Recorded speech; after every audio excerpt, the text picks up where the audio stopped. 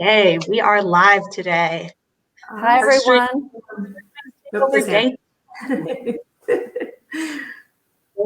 of the Purse Strings Takeover, and we have Dina. Hello. Dina, got some people already logging on here. Nice. Good. Well, as I was saying, Dina, this is such an important topic for so many women. I know a lot of women, they've heard about long-term care. A lot of times they say, I've heard about it, but it's too expensive. And then I always think, well, who's going to, as women age and are going to age alone for the most part, that's what the stats tell us. We need to take care of ourselves. As I said in one of my postings, we have to make sure women put on their own oxygen masks first and take care of themselves. Mm-hmm. So I'm glad you're here today, and I'm glad that we're going to finally parse through this long-term care conversation. Awesome. Thanks so much for having me. This is an honor. My passion is protection, and especially with long-term care.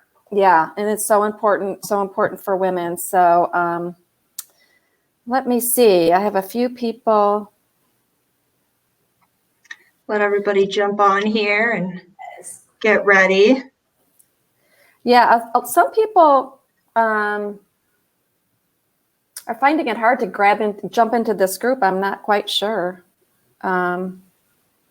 But it's, well, people who are in here already know. Females are 50 plus. I don't know why Facebook is making it difficult for them. So, but we love everyone joining to share their name and where they're from today. See who all is out there. Dina, you said you're in California. Barb, you're in Chicago. Yep. I'm in Ohio, in case anyone wants to know. Yeah, it's snowed here. And I made the mistake of saying I was cold. And I was like, how cold is it? Right. It's cold. What is cold to you, Dina? Well, it was in the 30s last night, so that's cold for California. That is cold. That is cold. Yes. Yeah.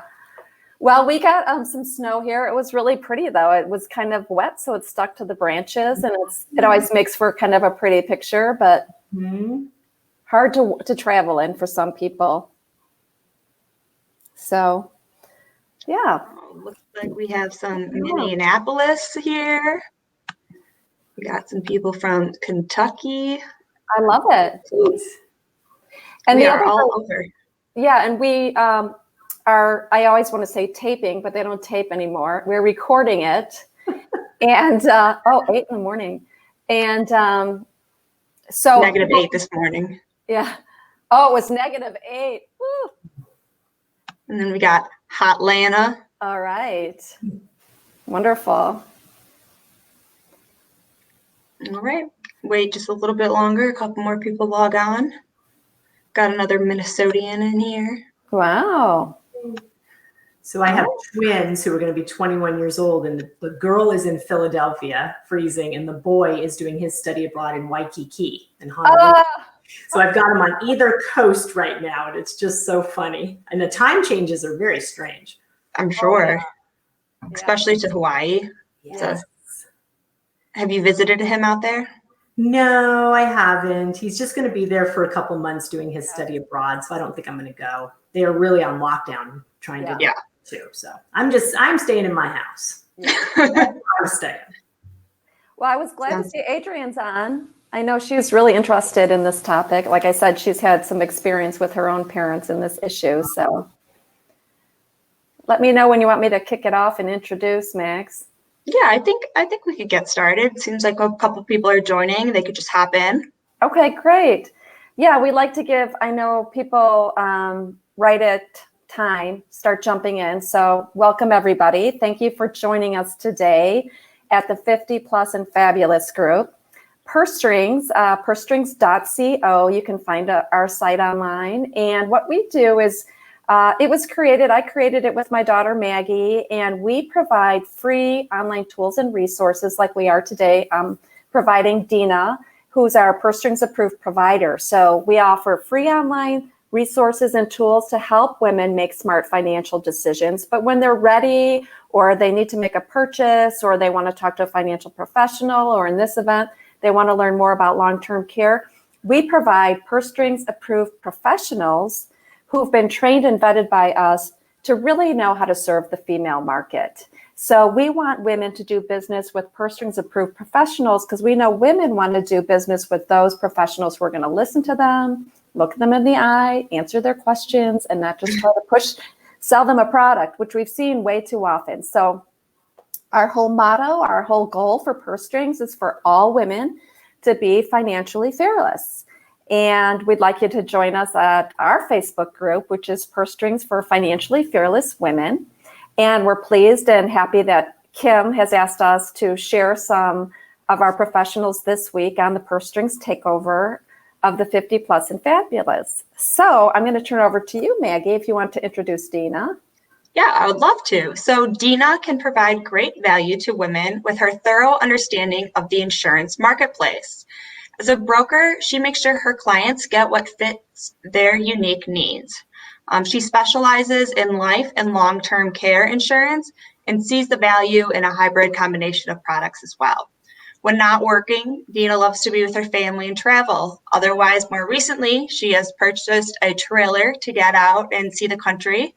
Otherwise, she is jumping on her Peloton bike or walking with friends, just trying to stay moving. So before I hand it over to Dina, I just want to share that you can ask your questions throughout the presentation, and we'll get those answered throughout. No question is a dumb question, so please be willing to ask. If you have the question, I'm sure somebody else does as well. So I'm going to hand it over to Dina, and I'll pull up your slides, and we can get started. Awesome. Okay. So first, I just want to say who I am. I'm Dina Mabry, and I'm with BGA Insurance. And BGA just really means that we're a brokerage general agency. And it means that we have all the carriers, we have all the products, and we can work in all states as well. So that's important to know. We're not captive, or we don't just support one company. So we're based in California, and we have an office in Costa Mesa, San Diego, and Westlake Village, and I'm in the Westlake Village office. And thank you to Maggie and Dr. Barb for allowing me to just really share my passion. My passion is with long-term care and protection. You know, it's interesting. Before I turned 50, I was all about life insurance, and I was so afraid that if I were to die too soon, my children would be left. And that was just a huge concern. So dying too soon is a concern, but actually living too long can also be a concern. So I'm here to kind of share my story and give you some insight into what's going on in the marketplace. And then, of course, I'm happy to be a resource later on, and we can talk more one-on-one. So the first slide that's here is my 51, 71, 91 story. And this is a little snapshot of my family. So I'm 51, my mom is 71, and our nanny is 91. I broke that mold, and I didn't have my first child till I was almost 28. So I kind of screwed that up. But so there's me in the red, and then you have my mom in the gray, and little Nani was in the cream color right there in the center. And this was taken in December of 2019. So not this past Christmas, but a year ago. And unfortunately, a couple months after this, we lost Nani. It was right before the pandemic, and I'm so grateful that she didn't have to be isolated and alone during the pandemic. But this was taken in her assisted living facility. So Nani's story is everything was going along just fine. And isn't that how life is? It's fine until it's not fine. And Nani was living her life. She owned a mobile home. She was already a widow, and she started falling. She started not taking her medicine. And then she had a bad accident while cooking where she spilt scalding water on herself. So it became the time where we said, okay, Nani can't live alone anymore. So what do? Mom and dad were just retired, and they were ready. They bought a motor home. They were ready to travel. My sister and I have our children, and we were busy running and doing what moms do and working full time. So we made the decision that Nani would go into assisted living, and she had a little bit of money from her house sale, but as you know, it runs out quickly. Her room at the end of her life was $6,000 a month, and that was for a shared room in this facility. Mom and dad had to step in, and they actually spent over $100,000 of their own money to take care of Nani. But in their heart, they knew that was the right thing to do. Nani loved where she was. She was in our community, and my sister and I and family members and the grandkids, we were all able to go by and see her. And I do think that's a testament to why she lived to 91. She had excellent care, and she had a lot of love and support from our family.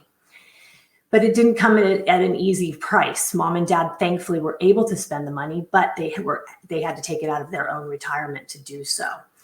So it's been about a year that we lost Nani, and I will tell you our story with my mom and my sister and myself and what we've done to protect ourselves. So let's go to the next slide, Maggie.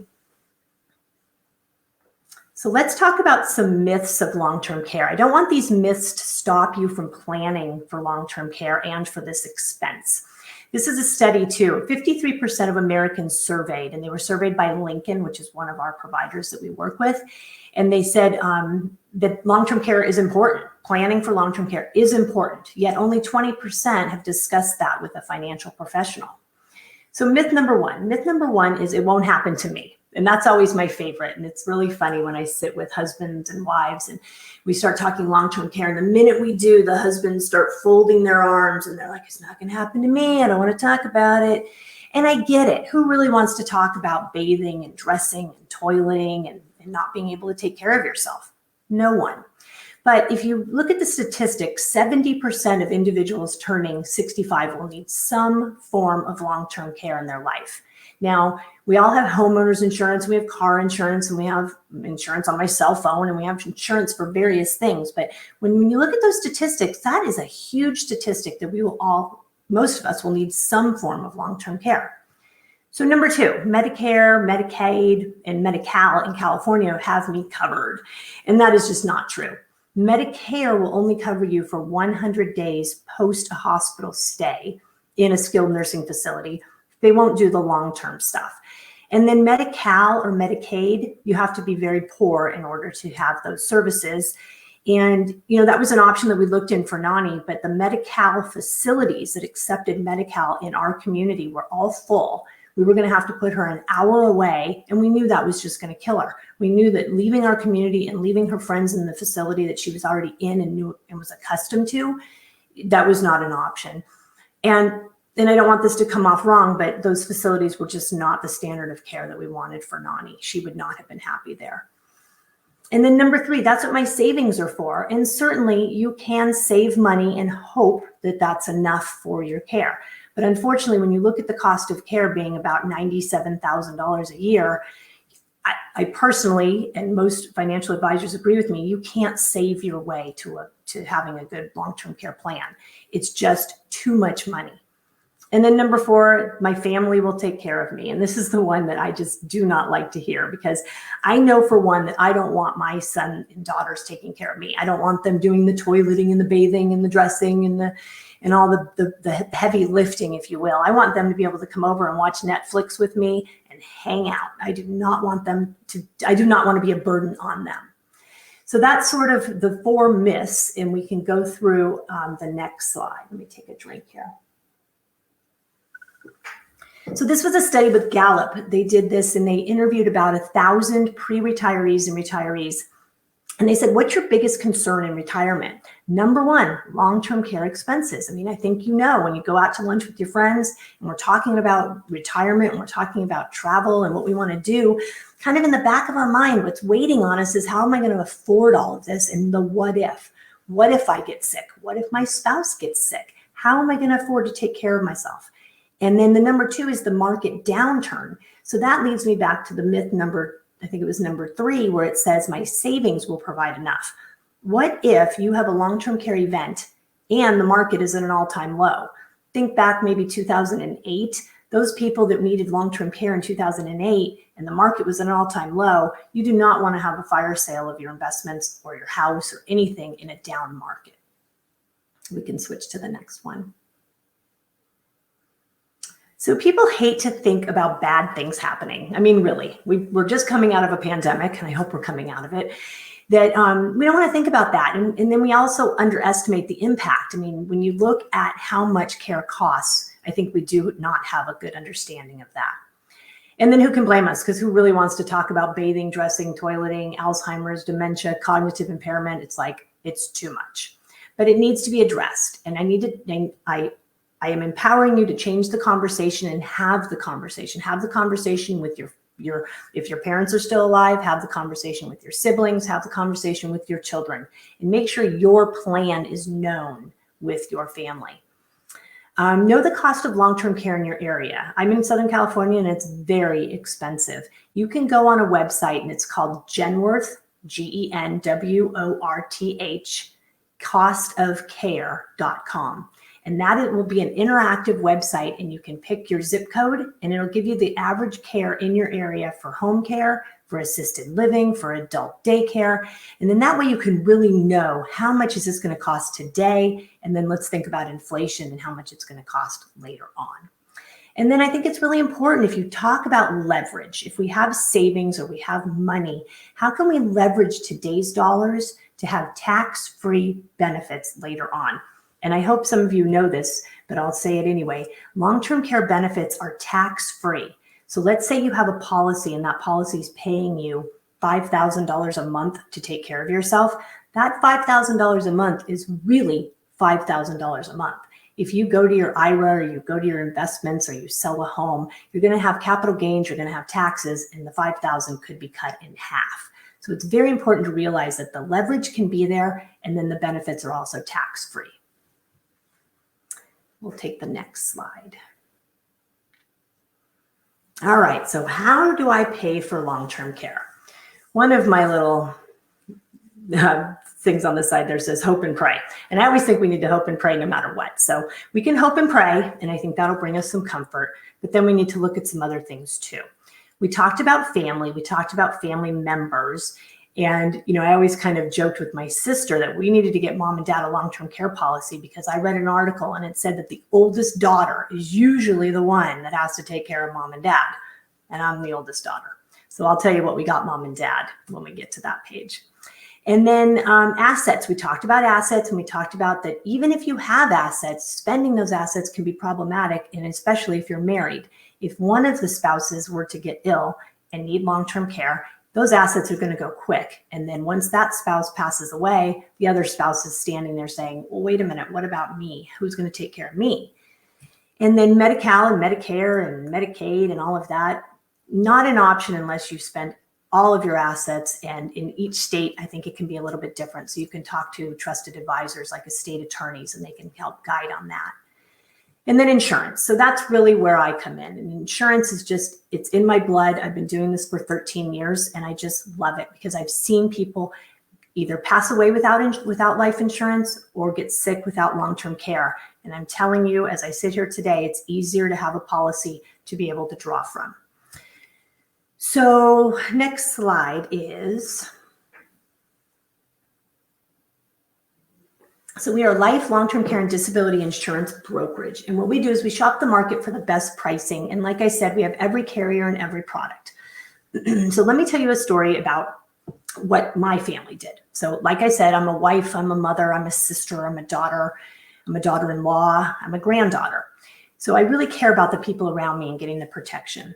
So because I'm the oldest daughter, I decided mom and dad needed to investigate long-term care insurance. And boy, was that a hard sale.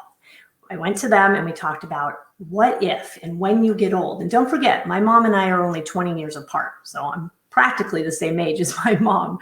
And what happened is we start talking about the bathing and the dressing and the toileting. And it just is such a hard conversation.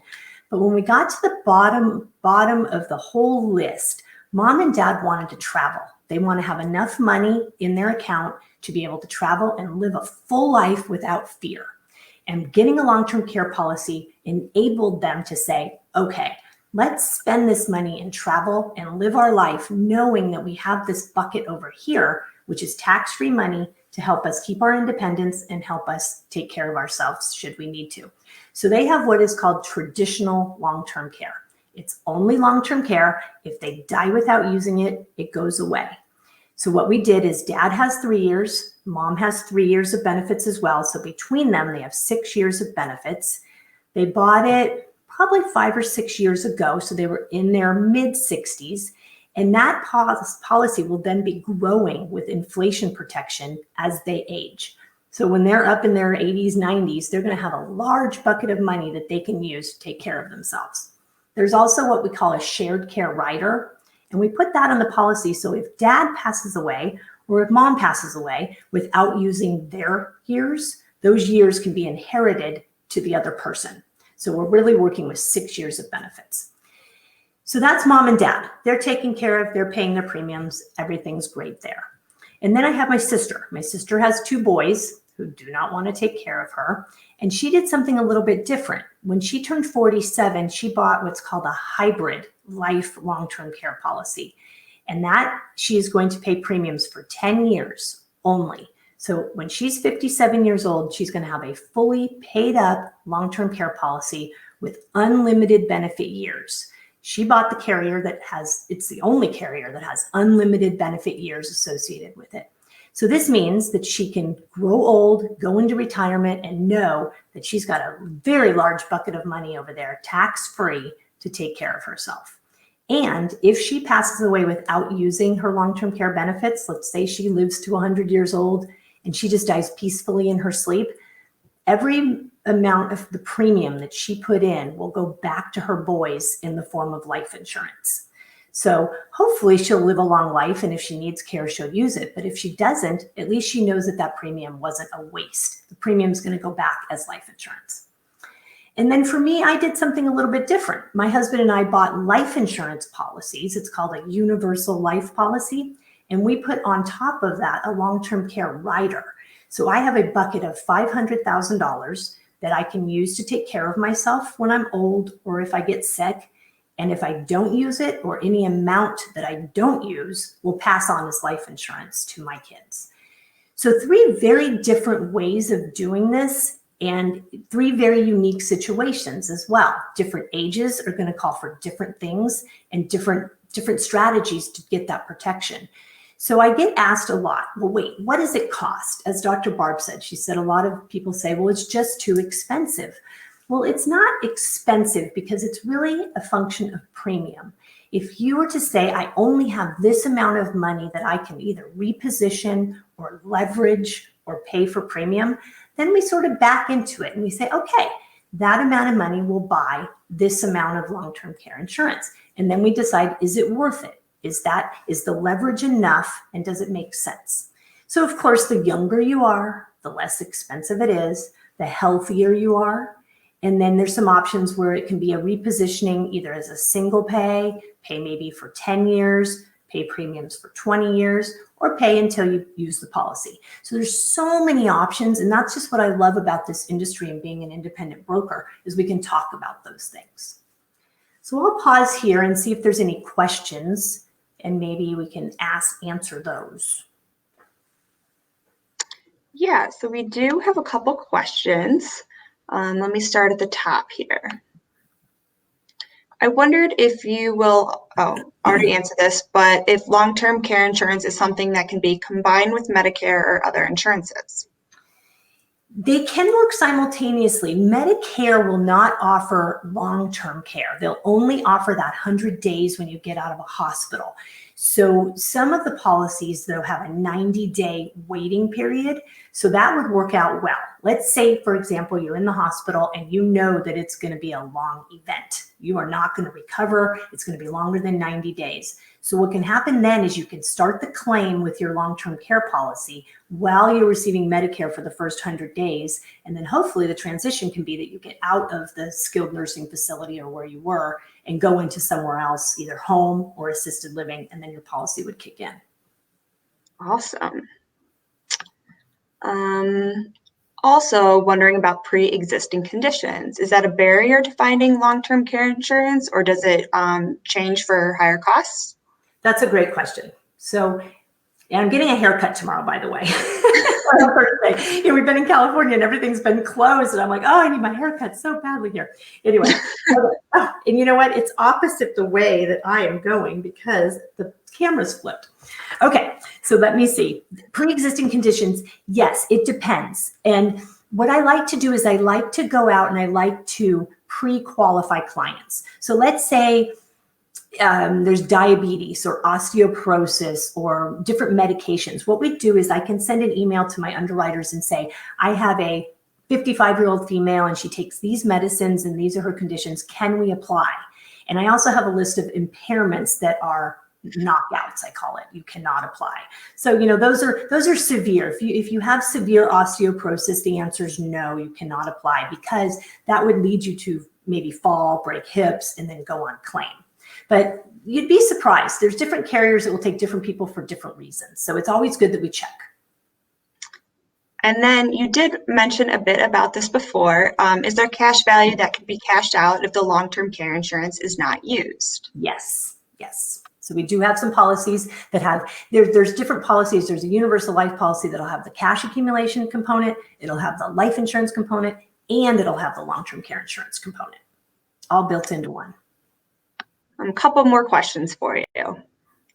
Can you use long-term care to age in place at home?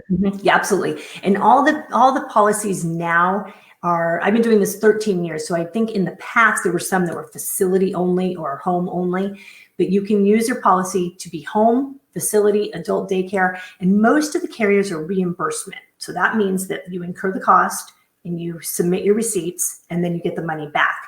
Now I say that and it seems like, oh, geez, I don't want to do that, but it's actually fine because built into these policies is full care coordination.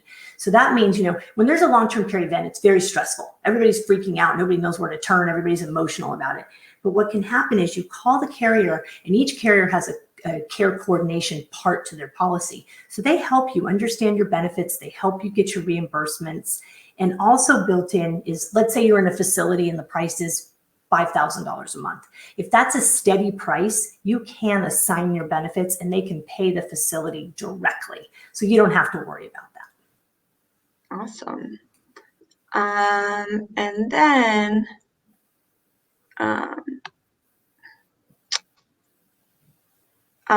you mentioned a bucket of money to use, but I heard long-term care pays out based on dollar value per day. Okay, so that's a good question. Oh, sorry, go ahead. Is that correct? It's a great question.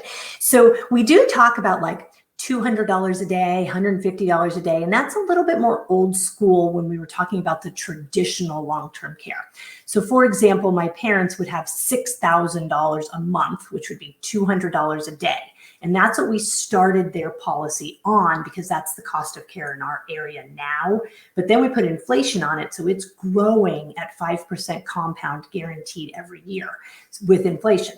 So let's say that you have a policy and the policy is going to pay out $10,000 a month maximum, but your cost of your care is only $6,000 a month. You're right. It would pay just what your receipts are. So it would pay the $6,000 a month. And then the remaining $4,000 would just remain in your bucket of money and you could use it longer. So, and then we have one more question for you. And that's, can family members who are already caring for a loved one be covered or paid as part of the long-term care insurance? We do have a carrier that's called an indemnity carrier. Actually, there's 3 of them that have that designation. They're not reimbursement, but they're cash. So that means that if you cannot perform 2 of your 6 activities of daily living, the bathing, dressing, toileting, transferring, continence, and eating, or you have a severe cognitive impairment, you would turn on your policy and they would just send you the cash. Every month that you were on claim, you would get that amount of money. And it's tied to the HIPAA maximum. So then that way you can pay whoever you wanted to. You can pay a family member, you can pay your friend, you can pay anybody you want to. Awesome. This is all great information. I'm going to let you go back to your last slide and we'll let some other questions come in for a minute. Perfect. All right. So my last slide is just who we are. I'm Dina Mabry and with BGA Premier Insurance, and Stephanie Abbott is a case manager that works with me, and she happens to be my sister. So the sisters get to work together, and we just have such a passion for helping women and protecting women. And we have such great days having the conversation and just discussing the options that are available. I always kind of joke, it's not what you know, it's what you don't know that can be very dangerous. So we work with financial advisors, we work with estate attorneys, we work with individuals, anybody who just wants to get the information and see if it's a fit. So life insurance, long-term care, and disability insurance are our key components. We don't manage money, and we don't do home or auto or any of that. I always say that ignorance is not bliss. Planning is bliss. And it's really sleeping at night. When you have protection and you have something in force, it's just it's freeing. You can take care of yourself, and that independence is so important, especially for women. I wanted to bring up too, if anybody on the call or know anybody that's getting a divorce, it's always a good idea too in a divorce situation, whether it's a mediation or not, to talk about long-term care and maybe putting that in the divorce decree. If women are moving on and they're not going to be maybe even having to go back to work, or there's just some financial difficulty, try to get a long-term care policy before the divorce happens. I've been very successful working with divorce attorneys on that as well. So I think that's all I have. Our email is down there. Our email's there? No, phone. Yes, emails, phone numbers. And then we are redoing our website and we're so excited. Our web designer was ill last week though, so we had a little delay. But in the next couple of weeks, it should be up and running and you'll be able to go to our website and click the calendar and get on our calendar and let's just schedule the call and have the conversation. That was a great presentation. So much quality information. We'll get all of us back on the screen here. And I'm going to throw you a couple more questions that we have going on. Great. I would also love, anybody in the group to comment if they have long-term care or how their experience has been before. But this user says, my mother-in-law has a long-term care policy. Each year she has to go to the doctor to be evaluated to determine whether she should be in the assisted living facility. She qualified. Then the next year they said she was better. She wasn't. She didn't qualify. Is this an uncommon experience? That is uncommon. I don't normally hear that people recover. Usually when you can't perform 2 of your 6 activities of daily living or you have a cognitive impairment, you don't normally recover from that. I would fight that and I would get on the phone with your mother-in-law. I think the hardest part with long-term care is you are dealing most of the time with people that are older and they can get kind of famished and they don't know the questions. So make sure that you are on there with power of attorney and that you can talk to the care coordinator.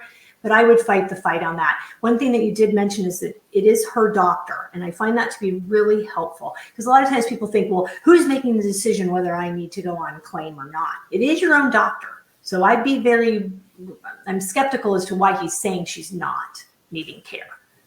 Mm-hmm. I'd fight that. And then is there an age long-term care is not available or an age that you should apply?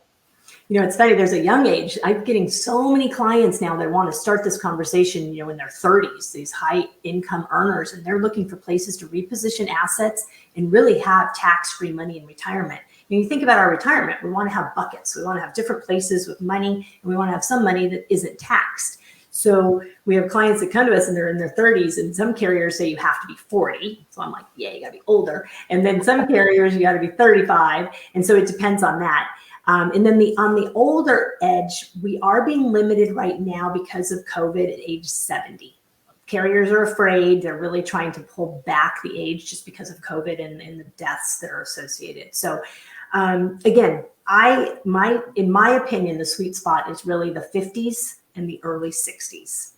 My sister was 47 and it's awesome because the fact that her policy is going to be paid up and done when she's 57. But I'd say late 40s, 50s, and early 60s. But the earlier you do it, the more leverage you're going to get. Mm-hmm. You hear that, Dr. Barb? Yeah.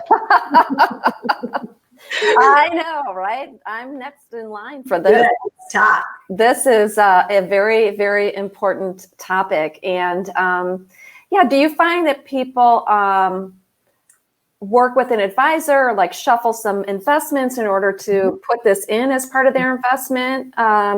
What's the best way to approach, the affordability, or how do I manage my retirement strategy for that? Yep, that's exactly it. So if you've got an investment account, absolutely, you can take some off the investment account. You cannot use qualified money unless you can use qualified money if you take the hit and pay the taxes on it, but there's no way to reposition the qualified money. There are some annuities, but we'll save that. That gets a little complicated. Yeah.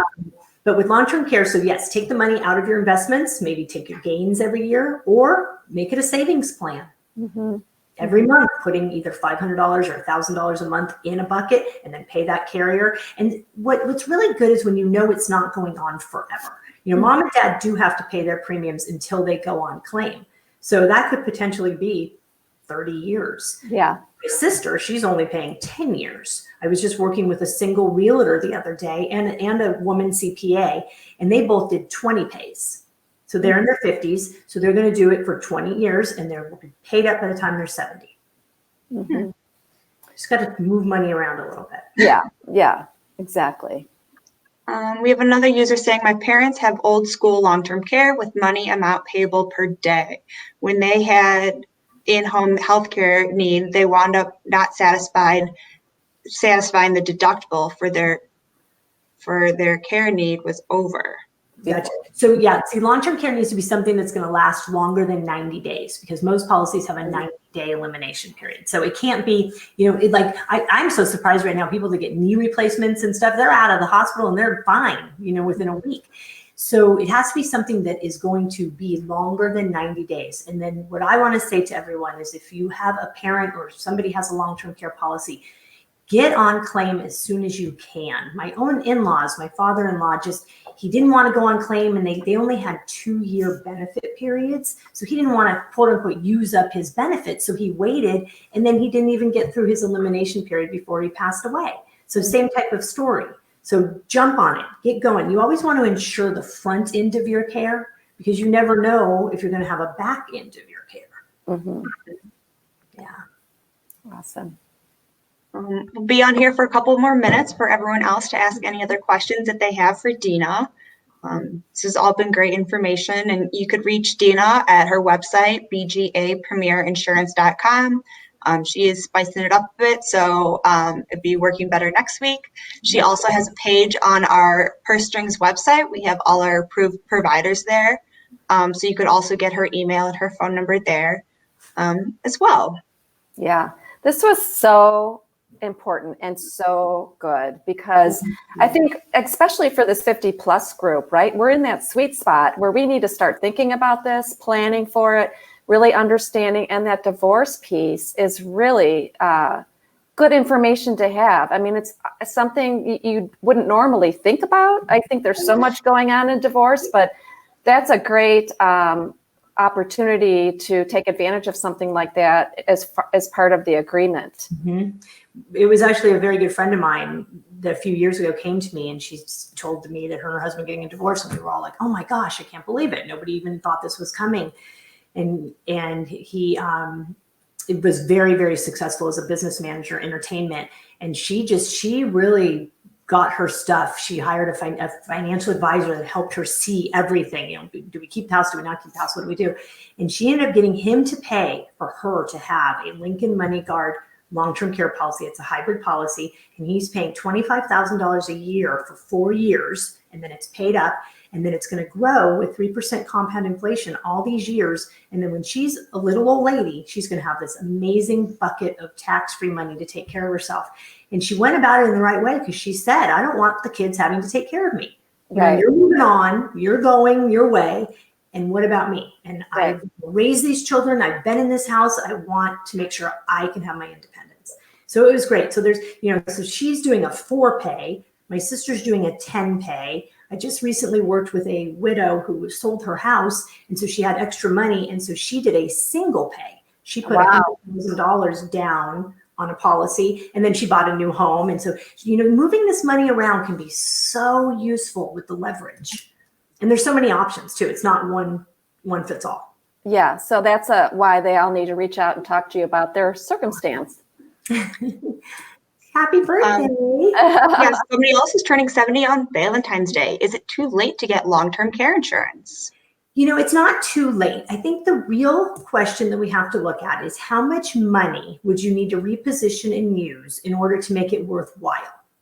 Because if you were 50, let's say it's $100,000, you would have much more leverage because you have the years versus 70. Mm-hmm. So we should look at it. And I'll be honest with you. I'll tell you, if it doesn't make sense, it doesn't make sense. Mm-hmm. And do you have to go through a physical? The one that I have, you do. The life insurance, you need to have blood and urine. Mm-hmm. We have another carrier where they just do an RX check because, let's be real. They know everything about us anyway, right? Yeah. Run everywhere. Oh my gosh. My iPhone knows everything about me. Yeah. So they can run your RX and then they do a phone interview. Mm-hmm. And then you can be approved that way. And then I do have another carrier that requires the blood and the urine and an application. Mm-hmm. So it depends. Okay, got it. I love this comment. Such great info. Who knew I would love listening to conversations around insurance? It's obviously a woman who wants to be protected because men are like, I don't want to talk about it. It's empowering. We all need to really come to the table and start having these discussions. That's what Purse Strings is all about, in this very safe community with the right folks, the experts who are really going to, be there with such depth of information, Dina. It's amazing how complicated it might sound, but you make it sound simple, but you have all the answers. Right. I was I'll share this story. I was talking to a lady last week, and she's in entertainment here in Los Angeles, and she was referred to me by a financial advisor. So I'm talking to her, and she had the plan already. Her and these 3 girlfriends were all going to get a house and together, and she had it all set out. And so they're all going to get long-term care policies because they want to make sure that they have their people coming in and taking care of them. And it just, make a plan. Make a plan. Write it down, and everybody will sleep at night. It's great. Yeah, good. Yeah. Well, thank you so much, Dina. And this is great. We have a whole nother one tomorrow, Mags. Yeah, tomorrow we're going to have Bo on, and he's going to talk all about Social Security. So I don't know much on that. Well, there's a lot. That's another good topic for this age group. There's so much to think about in terms of Social Security, and he's the expert on that. So great. Yeah. It's great having all our Purse Strings approved providers on here. So you can check them all out at pursestrings.co. We'd love everyone to join our Facebook group at Purse Strings for Financially Fearless Women. Contact Dina if you have any questions or want to talk about your life insurance policy. And tomorrow we'll post a handout, which we like to call Step by Step, which is an overview of this presentation, some next steps to take, as well as Dina's information again. You can download the step by step for yesterday's presentation today. It's in the group and has been posted. If you missed that about insurance, is also the video is under the unit section on Facebook, and this one will be there too, in case you want to share with a girlfriend, so you guys can all live in your house and have your own care. Yeah, that sounds like a great idea. Isn't that great? Yeah, Public college again. Yeah.